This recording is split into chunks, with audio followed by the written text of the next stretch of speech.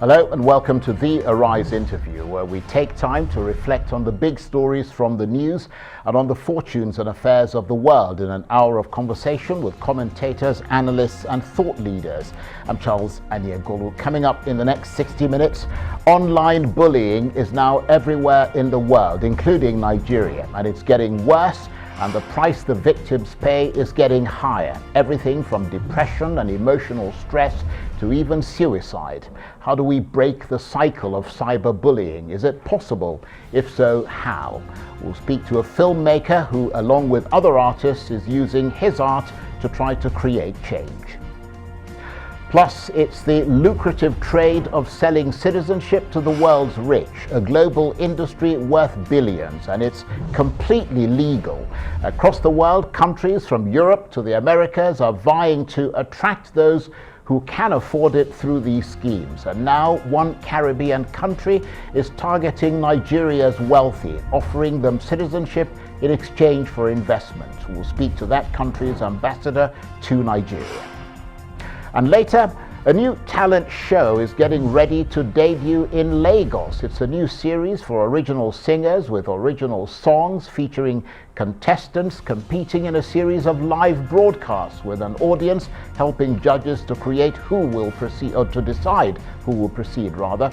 But after so many such shows, what makes this one different?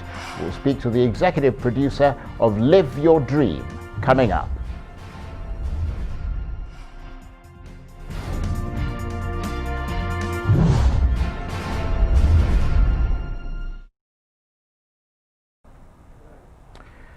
Now, as you know, the internet is a whole new world for most of us, but along with it can come risks like cyberbullying. The more you open up yourself online, particularly on social media, the greater the possibility that you are opening up a whole new spectrum for cyberbullying. Well, recently there's been a rise in online bullying as students shift to virtual learning because of the coronavirus lockdown, and more people go online as a result. Most, in fact, can't imagine not being on the internet amid the pandemic. So, can anything be done to stop cyberbullying? Well, a group of filmmakers using the hashtag 100tagsforchange is trying to use their arts to educate Nigerians and the rest of the continent about the dangers of cyberbullying. We'll speak to the director of a short film on the subject in a moment. But first, here's a snippet from that production. Why won't you stop? Why can't you let me be? I can't take anymore. Can't you see? Your words cut through me. I can't feel the pain anymore.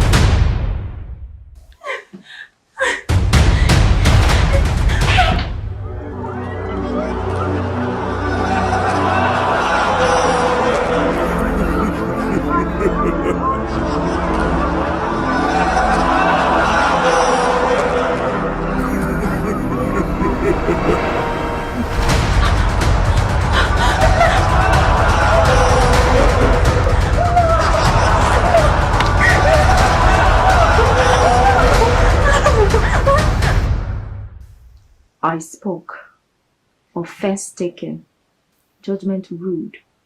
Words like dagger pierces my soul. It hurts even more.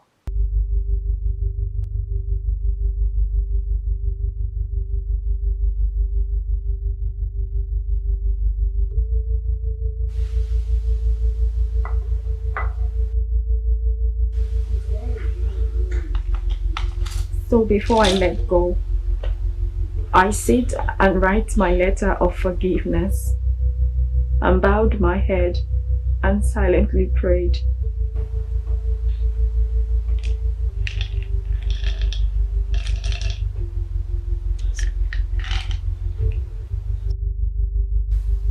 For those who have cared for me, I'm truly sorry to have hurt you. Please believe, if you lived with the pain I lived with every day, you would understand why I took my own life away. I ask of you to remember this day and all the words I had to say. Be careful of your action.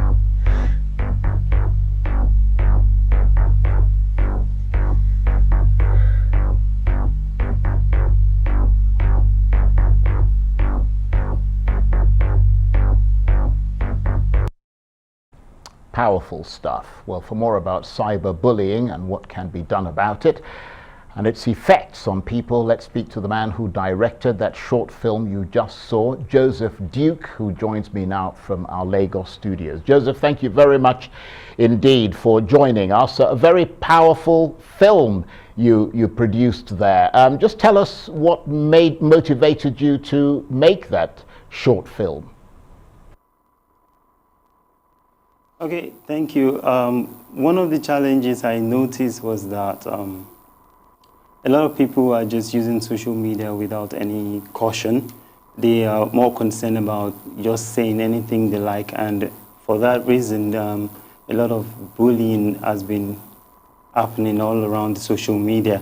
And for that, I noticed that there has to be a control, and we are not in the government, we are not power holders, but we have the power of media and our art. And that's why we came up with 100 arts and 100 tags for change. We use our art to create content that would influence change in the society. And that's what exactly motivated me and inspired me into going into that production.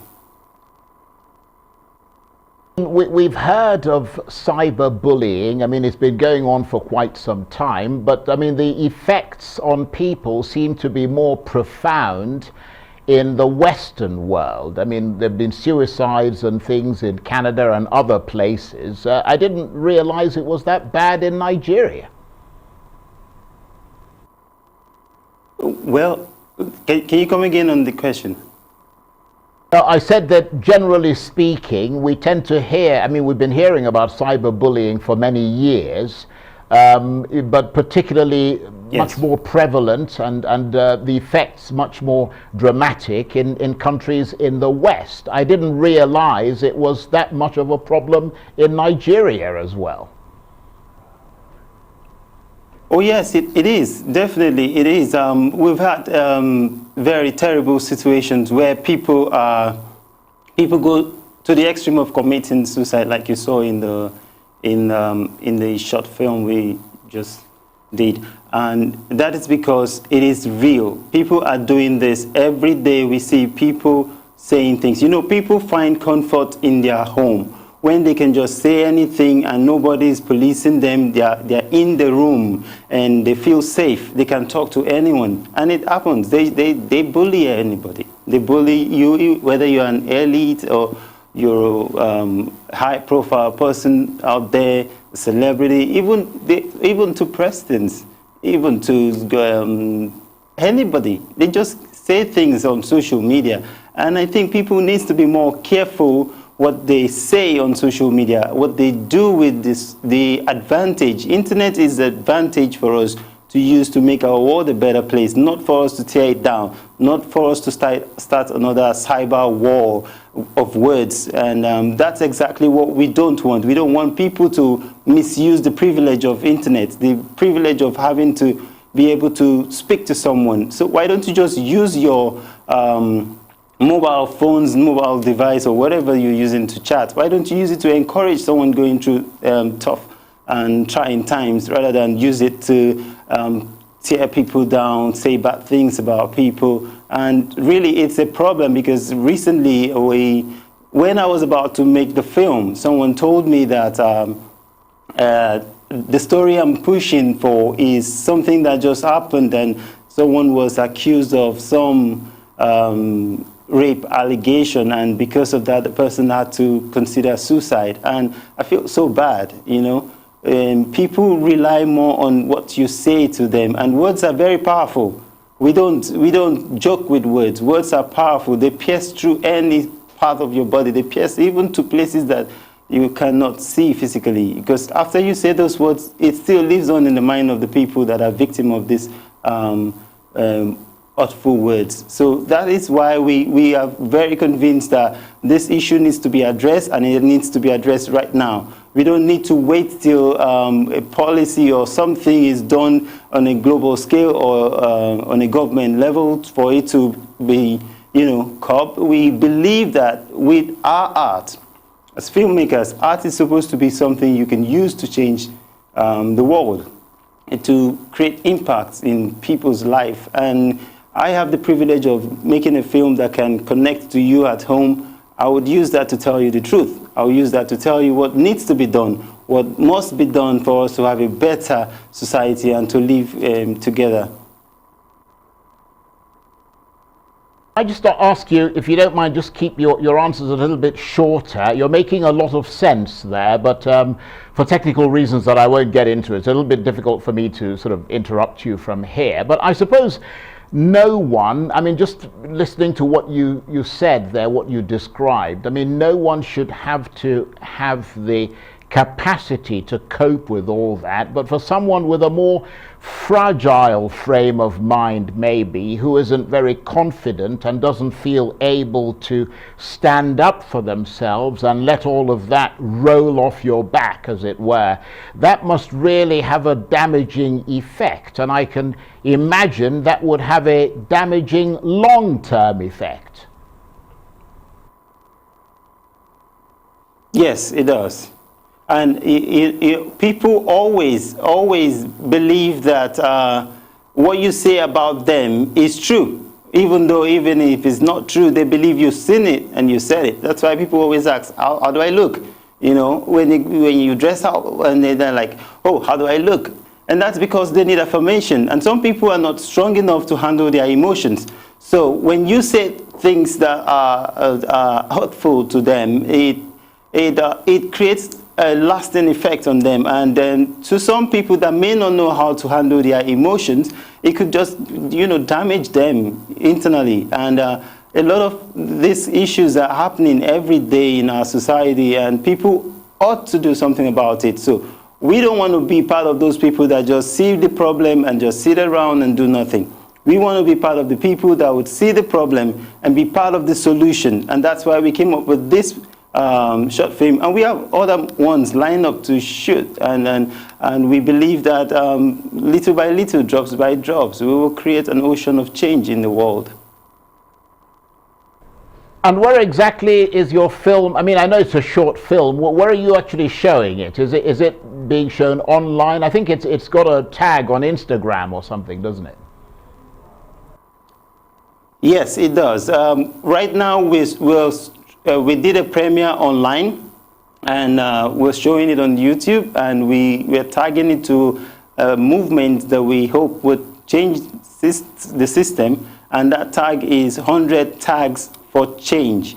100 tags for change. We are launching 100 tags for change, also 100 art for change, and it's on Instagram. You can follow it, hashtag 100 tags for change. That's what we're using to promote the film and subsequent films that we're going to make on this same hashtag. We intend to make more films. We intend to incorporate all forms of art, paintings, I'm going to ask you, comedy, Joseph, music, to just stay with us. Stay with us, Joseph. We want to talk with you some more. You're watching The Arise interview. Plenty more still ahead as we continue our chat about the deleterious effects of cyberbullying. Stay with us.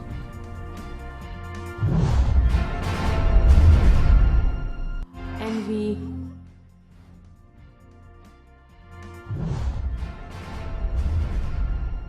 filmmaker Joseph Duke, who's also made a short film about cyberbullying that we saw at the beginning of the program, is still with me from our Lagos studios. Thank you very much indeed. Can you hear me? You're looking away.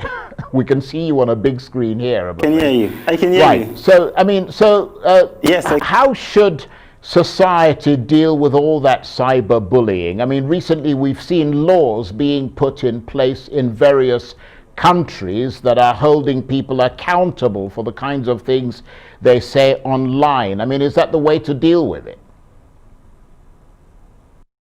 Okay, a lot of people might decide to hold people accountable to their words by, putting punishable, offense that are punishable. They put it into the policy and laws. But what we want to do is make people more responsible on social media. It's a different ballgame when you have just a couple of friends in your school, high school, and they bully you, and they are the only one that gets to know. But when you get into this cyber space and the whole world can see how you've been dragged and how you've been bullied, it's more depressing. So what we want to do as filmmakers, and we can't do it alone. That's why we want more people to join the movement. We want to use this to preach all possible measures to educate people from going into such act. And it is important that we address this issue from the root, instead of waiting for the government or the big policy people to change the world. Let's start by doing the little things we can to change people from the grassroots. And that's why we are more concerned about using the social media platform as a means of disseminating our information and driving our campaign 100 tags for change. That is where we have most of the youths. In fact, you'll be surprised. I'm sure you know that more youths are on the social media every hour of the day, and they spend less time even in the physical world. So we want to make sure that even in that world they live in, we put that message out there that they need to be more conscious, they need to be more disciplined about what they use their freedom with for. And where I grew up from, we are like community kids. A neighbor can see you doing something bad and they will scold you and tell you, don't do that. And that is how we were brought up. So we don't have the right to tell other people's children or other people out there, all the youths out there, that don't do that. But we have the power to make them see reason why not to do that. We have the power to make them see reason why they should be more disciplined in how they use words. You can imagine what happened to the little girl, and it's so sad because it is real. It is true. People are dying. People are committing suicide because of cyberbullying. If you've never seen it before, it's because you don't know, but it is real. It's happening, and we want to stop this. We want to put an end to it. We can't do it alone. That's why we're putting it out there as a campaign. You can join the campaign. You can make your voice known as well. You can decide to stand for what is right, and create a difference in the world. And that's not all we're doing. We're doing other. Right. Okay. You're doing quite a lot. Yeah. But let me ask you this. Obviously, you need to be commended for what you're doing, because clearly you see the dangers in cyberbullying. But is what you're doing working? Is it helping to make a difference? I mean, do you have a way of measuring what you're doing? Right now, we have all our campaigns on all the social media space, and we don't know how far it will go, because we hope it will get to the right people and it will spread across. But right now, what we're doing is we're putting it on the social media, and we are hoping that other people will see the effort we're putting into this and support it, so it can go even wider. And like you rightly said, is it working? I can't tell you if it's 100% working, but I know thousands of people have seen that video. One or two person must have seen that video. Who knows? Maybe someone that was considering suicide must have seen that video and will have a rethink that, why would I do that? I mean, why would I decide to take my life? Or why would I decide to talk down on someone else because of their situation or what I feel? And I might just get away with it, and so I can just say so. So someone might see that video and decide to change his or her mind. And that's, for me as a filmmaker, that's my joy. If I can touch one person, just one person's life, and that person would decide to do something right, and I think I've achieved my goal. And if that one person multiplies to 1 million, by the support of others to push the campaign, I think we are achieving our goal so far. I mean, you have a point, but I mean, I can't help wondering if anything can be done to stop cyberbullying. And the reason I say that is because, I mean, bullying, not necessarily the cyber one, I mean, but the kind that, you know, occurs in school playgrounds, I mean, that's been with us for generations. I mean, it hasn't stopped so far. It's been going on. Kids are still bullying other kids. Is cyberbullying different, or is it the same thing but on a computer? And just very briefly, because we're almost out of time. Okay, so the difference in this, is that in the school, we have several schools that have zero tolerance for bullying, and they enforce it, so you don't get away with it in school. But here it's an open space. Nobody is there to monitor you. Nobody is there to tell you stop that, you know. And it's open to all, and everybody gets to see it. So we don't know if there are all the solutions, if we have explored all the options of, you know, controlling this cyber bullying. But what we know is that we are there to ensure that people don't ignore it.